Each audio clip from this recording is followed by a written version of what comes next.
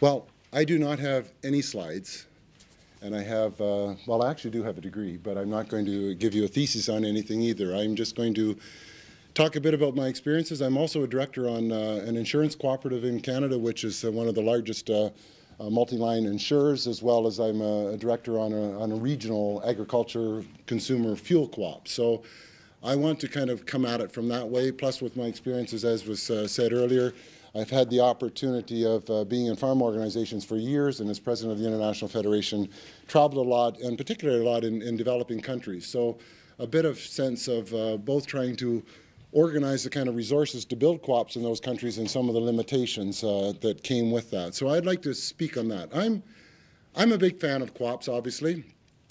Our farm is tied directly to a co-op. I would say our co-op is an extension of our farm. Back to the discussion earlier about is it a firm or extension of your business. I think I would view it as an extension of our business. And I see this year of the co-op as an incredible opportunity for us to kind of revisit the organization and the capacity of those organizations to take advantage of this downturn economic and this positive sense and relationship we have as a business enterprise that has got opportunity to grow. But I'm also quite critical that we're not doing a very good job in many parts of the world, in particular Canada and others, of maximizing our benefit. I think our brand is weak. I think up until recently people were almost embarrassed to put co-op behind their name. They viewed themselves as, and other people viewed them as a bit of a dinosaur from a business point of view. They had the business they had, but they didn't grow very much. And so we really weren't maximizing our potential. And so I'm a big fan that we need a swift kick in the ass to get moving again and maximizing where we need to be in the marketplace.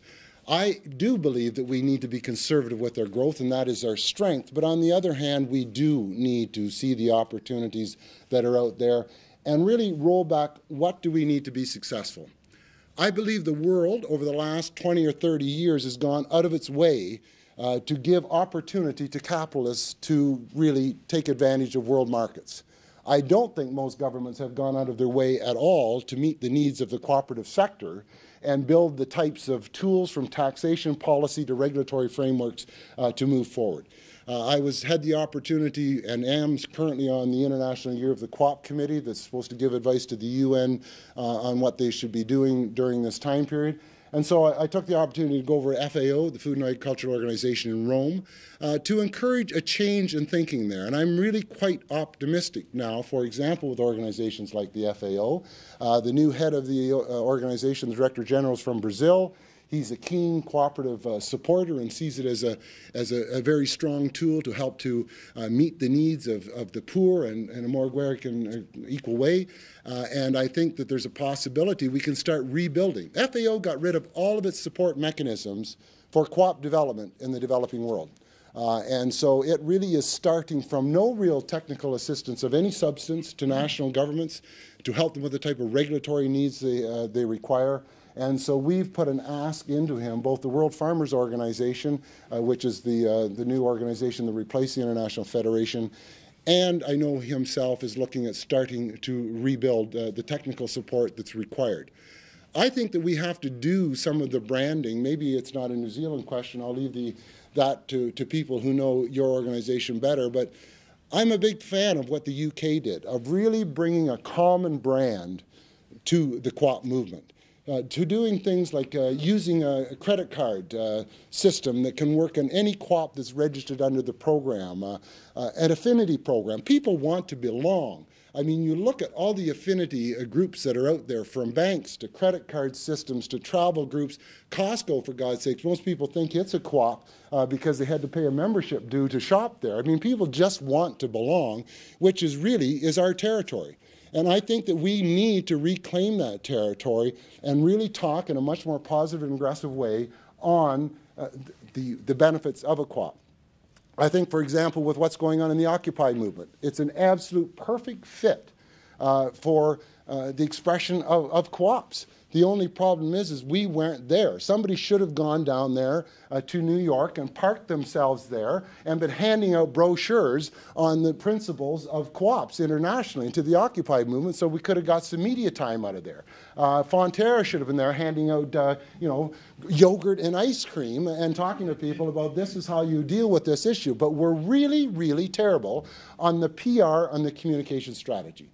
There's individual co-ops that are good at it, but as a group, you know, I used to be in the military and a pilot, and everybody thought that as pilots, when we stood around at the bar at night having a beer, that we were like really great guys, you know. But I always wonder, how come more girls aren't around us pilots if we think we're so great? So we have this incredible ability to talk amongst ourselves about how wonderful we are, but we're afraid to cross the street and kind of go out there and sell the mission to other people and bring them in. And if we don't, we're done. So I think that kind of covers it off, other than an invitation to come to Quebec City. You've got a little brochure in your document. In October, there's a big conference there on international cooperatives. And Desjardin, Quebec is one of these little jewels in the world where co-ops are very, very, very strong. I mean, Desjardins Group in Quebec, $190 billion worth of assets. There's probably more co-ops in Quebec than there are in the rest of English-speaking Canada.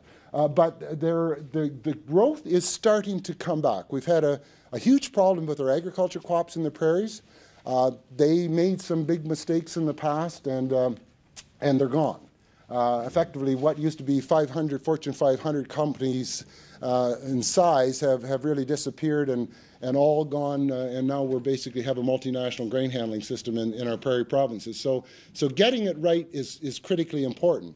But we are seeing a lot of growth in the service sector, which is good. I think the pullback of national governments right now and the services they're going to offer to the citizenry, from health care to housing, is going to really give us an opportunity as co-ops, if we play it right, to move into those areas, because there are going to be needs, identifiable needs. We're not going to be competing with anybody else, and that identified need is going to allow us, I think, to grow. So with that, I think I'll just respond to any questions that may come my way, if any. Just remember, I flew all the way from Canada, waited in the airport, 22 hours of flying time, so I'm really going to feel bad if nobody asks me a question when I sit down. So if I've done enough whining, I'll take my spot over here. Thank you very much.